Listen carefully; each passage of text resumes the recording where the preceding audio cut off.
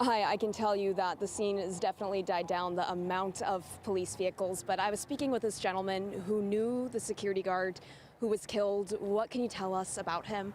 Well, his name, he was a very nice man.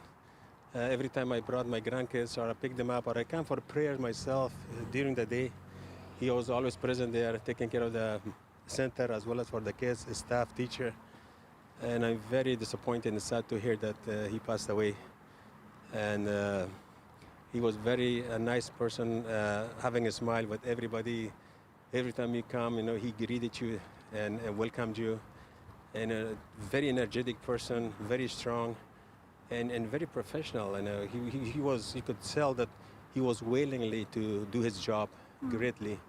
May Allah grant him the Jannah. However, not only me, but my family, everybody is sad that we heard this news.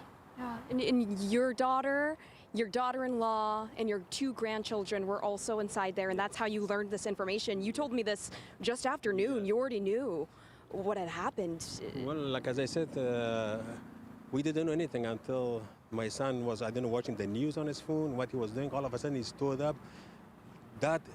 Let's go, there is a shooting in the Islamic Center of San Diego. And I don't know how we got here that fast. And by the time we got here, there was a lot of police officers, different units.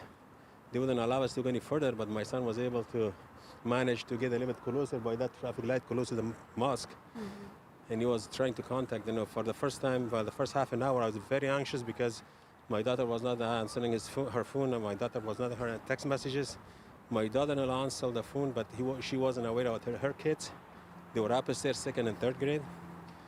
For after like 45 minutes, my son was able to speak with an officer. My son was escorted by a police officer to go a little bit closer and see his wife and children as well as my daughter. And he messaged me that they are fine.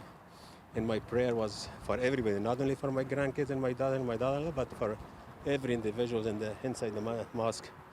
Hopefully everybody is safe, except the security guard and the other people that I heard. That's very sad news. Sir, thank you for talking with us. I'm glad to hear that your loved ones are okay and you're able to get a hold of them, but I'm so sorry for what you're going through right now and this community. Yeah. I know you guys are all tight-knit, close community. Thank you so much. Thank you. And thank you for talking with us live right now. As we're just learning the latest 5 confirmed dead, we know that the 2 shooters among those 5 who are dead, as well as 3 other adults, one of those being that security guard who he describes as someone who always had a smile on his face. We'll go ahead and send it back to you guys for now. Thank you. And that's the first time we've had confirmation there on the scene that someone is telling us that it was a security guard who was killed. I also got a text from the director of the House of Lebanon who said that she knew one of the security guards who had been killed. So we've got that confirmed by 2 people.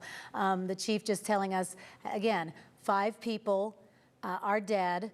3 adults in front of the Islamic Center, and the 2 shooters, 17 and 19 years old, found with self-inflicted gunshot wounds, dead in a car down the street.